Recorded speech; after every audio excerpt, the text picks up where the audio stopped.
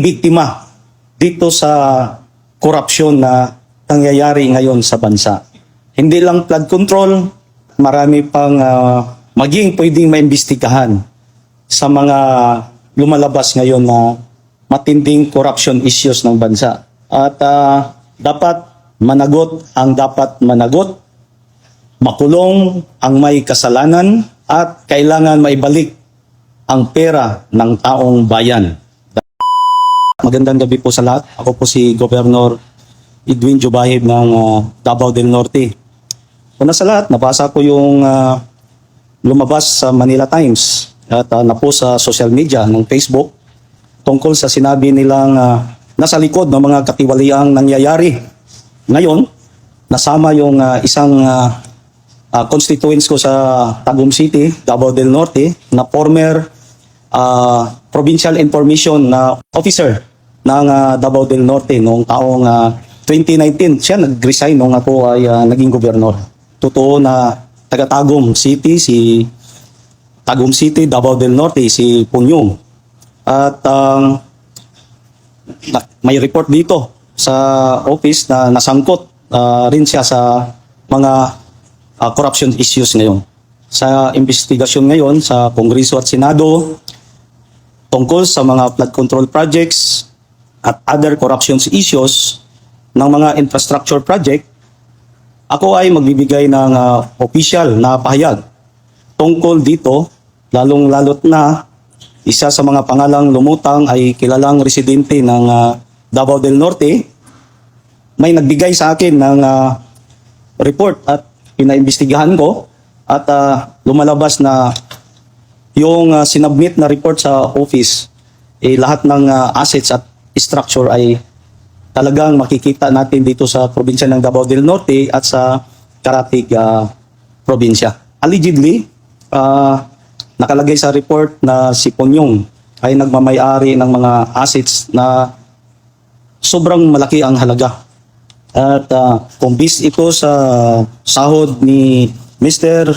Soconias Gabunada, na siya ay Deputy Secretary General under sa opisina ni former Speaker Martin Romualdez, ang kanyang equivalent ng kanyang posisyon, ang sahod niya ay nasa halaga lang ng 200,000 pesos kasi SG30 siya.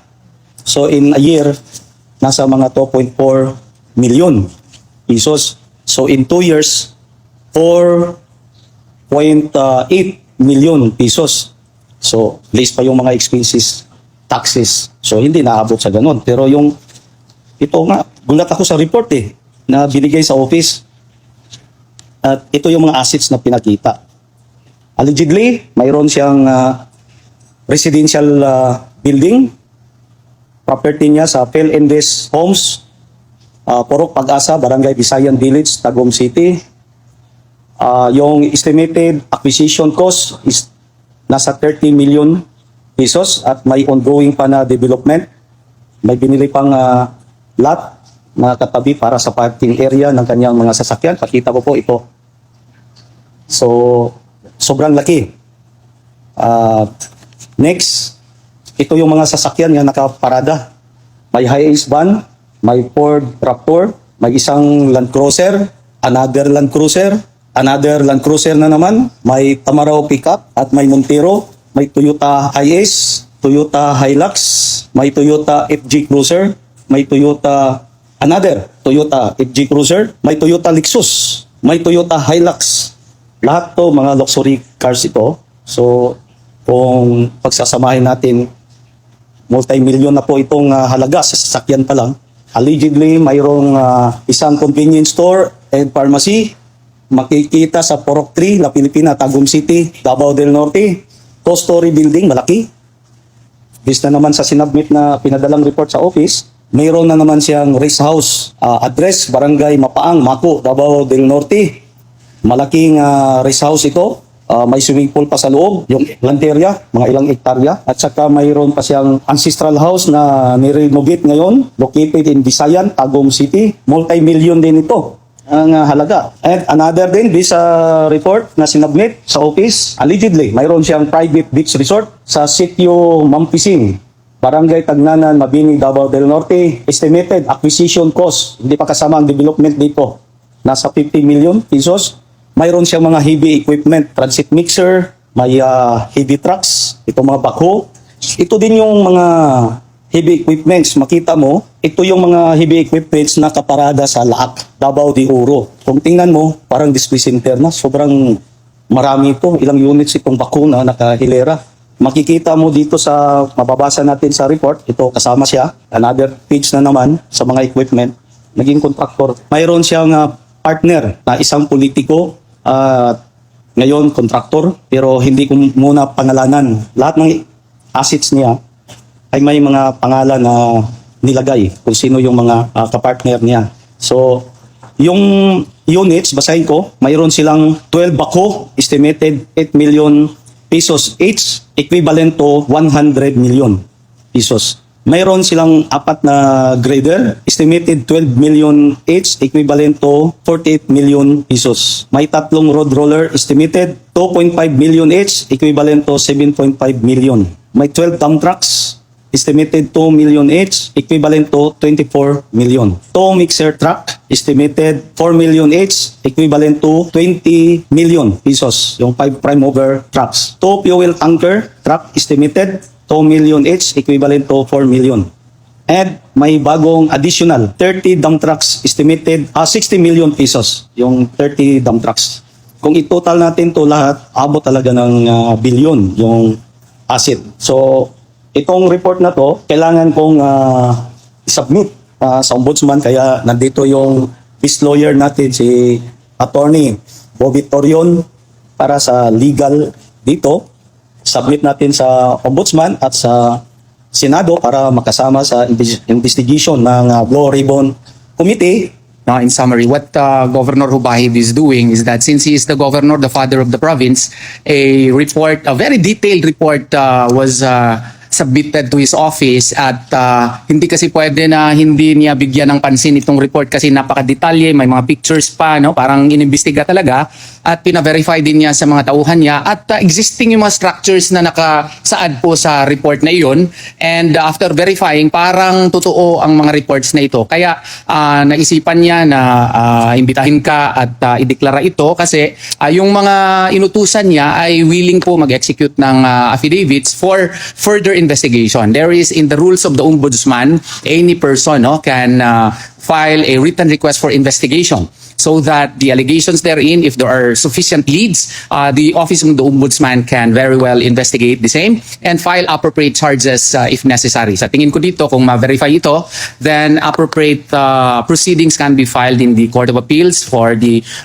possible forfeiture of the properties concerned if the respondent cannot explain it properly. Kasi in 2 years time nga naman, ang laki po ng halaga po ng mga propriedad po na in-identify po sa report na pinangalanan ngayon ni Governor Hubahib. So to my mind as a lawyer, ang recommendation ko nito kasi pag-investigate ko rin dun sa mga taong nag-verify, willing naman sila mag-execute ng affidavit, they will execute affidavits in support of a transmittal letter to the Office of the Ombudsman requiring a request for investigation and likewise a transmittal letter addressed to the Senate through the Blue Ribbon Committee so that the same can be included in the necessary investigations in aid of legislation to be conducted by the Senate. So mahalaga po ito kasi totoo naman na lumabas po sa Manila Times report yung alleged involvement of the Deputy General Secretary na si Sophonias Gabunada and there are legitimate leads which can provide enough information on the part of the Ombudsman and the Senate Blue Ribbon Committee to conduct further investigations on the matter so that proper cases can be filed if the evidence warrants. You will ask me of my legal opinion on the matter. Parang enough siya really to warrant a formal investigation, no? Kasi may mga pictures talaga at saka yung causal connection parang nandyan. Kaya nga we will let the appropriate body which is the Office of the Ombudsman and the Senate, no, Blue Ribbon Committee to conduct the proper investigation. Siguro si Sir Gamunada will excuse us, no? Hindi siguro siya makafile ng appropriate cases against us, no, for libel kasi may definite leads At saka Governor Hubahib is only following from a Manila Times report and from the report which was given to him. And as a public officer, he has the moral as well as the legal obligation likewise to reveal it to the public. Kasi nga po, kung totoo po ito, ang laki-laki, paano ito ma-explain in just 2 years' time? When are we going to, plan to submit that sa Blue Ribbon and file a report sa Ombudsman? Soonest possible time. If possible, next week agad. No? Kung makaya nga, ngayong Friday. Kung makaya. Oo. Kailangan talaga natin mapaimbestigahan ito lahat. At para malaman natin kung ano ang katotohanan sa mga nangyayaring katiwalian ngayon at may report na sangkot ang isang taga Davao del Norte sa nangyayaring korupsyon, malaking korupsyon sa bansa. At tayo'y hindi titigil hanggat hindi natin makakamit ang hustisya at katarungan sapagkat ang mamayang Pilipino po ay naging biktima dito sa korupsyon na nangyayari ngayon sa bansa. Hindi lang flood control, marami pang maging pwedeng maimbestigahan sa mga lumalabas ngayon na matinding corruption issues ng bansa. At dapat managot ang dapat managot, makulong ang may kasalanan at kailangan maibalik ang pera ng taong bayan. Dahil naghihirap na po tayo, ang dami pong mga kababayan natin na halos nga hindi makakain sa loob ng isang araw. At ang dami nga hindi makapagpaaral sa kanilang mga anak, hindi makapagbili ng gamot kahit sila'y may sakit dahil po sa matinding kahirapan. At damang-dama ko yan, as governor in Davao del Norte, ang dami pong pumupunta sa opisina na kahit sariling pera ko na ang aking binibigay dahil naawa tayo doon sa mga constituents natin na humihingi ng tulong. Tapos ngayon, may mga ilan na nag-i-enjoy sa pira ng bayan. So, kailangan natin na ito lahat ay mahuli, matuldukan ang ganitong pangyayari sa ating bansa para naman ang bansa natin ay umangat at umasinso at magkaroon ng moral na ang bansang Pilipinas ay masama naman doon sa mga bansang umaasinso dito sa Asia. So bilang gobernador, tayo din ay nagnanais na maging maayos ang ating bansa at maparusahan itong mga empleyado ng gobyerno, politiko na gumagawa, na walang takot na gumagawa ng karumal-dumal na korupsyon sa ating bansa. Just to clarify, no? Baka sabihin ni Sir Sofonias Gabunada, grabe naman yung gobernador ko, pinipersonal ako, no? What is the legal basis of the governor in doing this? We would like to explain to Mr. Sofonias Gabunada that under Section 16 of Republic Act 7160, the General Welfare Clause, no?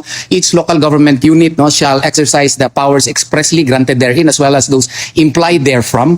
And one of the duties actually of each local government unit, especially the governor, is to improve public morals.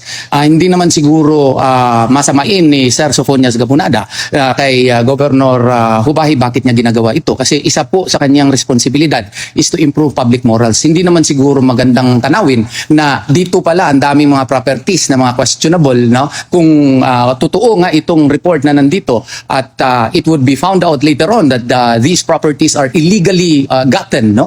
And wala siyang gagawin. Na para bang ang Davao del Norte is the seat or the beneficiary of all stolen money, dapat may gagawin talaga si Governor Hubahi dyan. That is under Section 16 of Republic Act 7160 and that is to promote public morals. Ayaw ni Governor na magiging seat or beneficiary ng mga nakaw na yaman po ang probinsya ng Davao del Norte. Dapat may medal po si Governor Hubahi for doing this. He has the right to deny. And normally, that is the normal reaction of a man accused of a grave crime. And we understand that. And that is why the call of the good governor is actually for him likewise to deny and prove himself to be innocent of the charges. Kasi taga Davao del Norte siya. Dala niya ang honor at katanyagan ng probinsya ng Davao del Norte. Kaya nga, ginawa ito ni Governor Hubahi para ipalabas niya na wala talaga siyang kasalanan. Pero pag may kasalanan din siya, dapat din siyang managot. Kaya nga, nanawagan si Governor Hubahi na imbestigahan ito ng Ombudsman at saka ng Senado para sa kanyang probinsya makita ng taong bayan, ng kanyang mga butante na may ginawa siya, walang takot na ipaimbestigahan ito for the benefit of the province, for the benefit likewise of Sofonias Gabunada, and for the people of the Republic of the Philippines. Mayroon tayong unang nakikita ngayon na isang project, malaking concreting projects na naghalaga ng 150,279,038 pesos dito sa project na ito. Implemented by the Department of Public Works and Highways, Davao del Norte, 2nd District. Ang report na to, ang name ng project ay Construction of Concrete Road, Junction Tagum, Panabo, Circumferential Road, Malitbog, Casilak to Junction Consolacion, Davao del Norte. It was implemented by the Department of Public Works and Highways, Regional Office 11, under the district of former Congressman Alan Duhali. So ang nangyayari sa report, una nating nakikita ngayon dahil ang daming tumatawag sa opisina, kagaya nitong lumabas na issues na pinag-usapan natin sa Manila Times, ang daming tumatawag sa akin. Kaya tayo din ay ni-required ng ating Pangulo na imbestigahan lahat ng mga government projects. So ito, nakikita ko na malaki ang problema. Kung makikita nyo, yung concreting roads, ganito na ang situation. Bumalik sa pagka sand and gravel. Ang tawag nito, scalping, pero kalbo na talaga lahat, wala nang simento. Pumalabas yung mga bato. Ilapit ko na lang yan. Oh. So, yan. Another picture. Ito, nangyayari. So, nangyayari ito noong February 19, 2025. Nandito sa camera yung oras. Oh, tingnan nyo. Parang sapa na siya, hindi na siya kalsada. Kasi graba na. Completion ng project of So ito mga nasa 2 years pa lang. Itong project na to. So ginawa ito by 2021. The standard of a road, di ba? The span is... Abot sana ng mga 25 years to 50 years ang road span ng pag maganda ang quality. Ito 2 years pa. Ito 2 years pa lang. So itong nangyari. So turnover pa lang ito. Ito nang nangyayari. So masyado namang abuso ito. Ngayon, putik na ito eh. Itong kalsada na to, kung makita mo putik na. So parang tinapon na lang natin dito ang 150 million pesos. So katulad din ito sa mga nangyayari flood control projects na tinangay ng tubig. Ito, tinangay din ng tubig. Bumalik sa lupa. Masyadong kawawa naman ang taong bayan pag laging ganito ang projects. So, pangalawa, na nakita natin may problema, ito documented to at kasama natin sa i-file ito sa Blue Ribbon Committee at sa Ombudsman. At yung tulay sa Tuganay na nagsimula yan by 2021 in-implement. So hanggang ngayon hindi pa tapos. 50 meters yung length ng tulay na yan, mga more or less 50 meters. Tapos 4 lanes siya pero sa haba naman ng panahon, ilang years na. So parang 2020, 2021 nagsimula yan. So ilang taon na, abot na ng may 5 yata, 4 to 5 years. So hindi pa tapos. Kalahati lang yung natapos, ongoing yung kabila. At kung tingnan natin, yung natapos na dinadaanan ngayon, nag-scalping na naman at marami ng crack na makikita natin. So delikado din ito na kung matapos man yan sa taon to o sa next year, pakasira na naman din yung total tulay na naman yan. So, at gusto ko ring tanungin, magkano ba talaga ang halaga ng budget ng tulay na yan sa katagal na bago natapos? So, ilang milyon kaya? Hindi naman pinalabas. So, ang DPWH ngayon ay talagang binigyan natin ng request letter to submit sa office natin para malaman natin kung magkano talaga ang total cost sa tulay na yan at yung performance sa trabaho. Bakit nagkaganyan? Ano ba ang mga dahilan? Tama ba ang implementation sa mga proyekto ng mga galing sa national agency dito sa probinsya ng Davao del Norte? Masabi talaga natin na may problema sa implementasyon. Bakit ganyan ang nangyayari? So, kasi kung magkaroon siya ng scalping at cracks, so masabi natin na may substandard doon sa construction method ng isang proyekto. Talagang ipagpatuloy natin ang investigasyon para masigurado natin na ang pera ng bansa ay nagagamit ng tama. at hindi nananakaw. At kung nanakaw man yung pera, based doon sa investigation natin, dapat may balik ang pera ng taong bayan, ibalik ng mga magnanakaw. Para magamit natin yung pera, magamit naman sa national government na itulong sa tulad ng mga hospital. Ang daming nangangailangan ng libreng gamot, infrastructure project natin na dapat quality yung pagkagawa. Yung sa bundok nga, ang dami pang requirement para sa mga proyekto. Tapos dito sa mga syudad, national highways, hindi pa maayos ang implementasyon. So tayo, bilang gobernador, kailangan natin makikialam ngayon sa matinding problema ng bansa na lagi itong inuulit-ulit at pinagamit sa kampanya na lumubog tayo sa utang dahil at lumubog tayo sa kahirapan dahil sa korupsyon. So ngayon may nakikita na tayong korupsyon, iparating natin sa mga ahensya na sila ang magbigay ng desisyon para sa lahat. So ito pa naman, itong mga sinasabi natin is subject for proper investigation ito.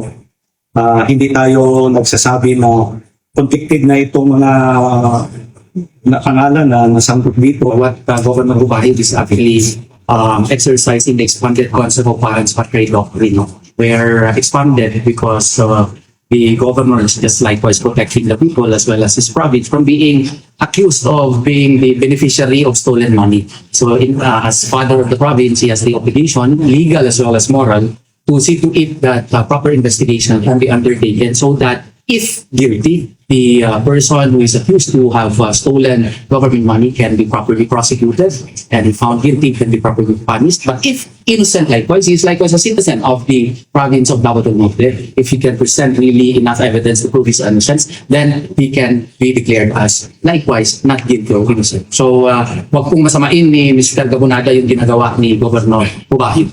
Trabaho po niya, moral at legal obligation.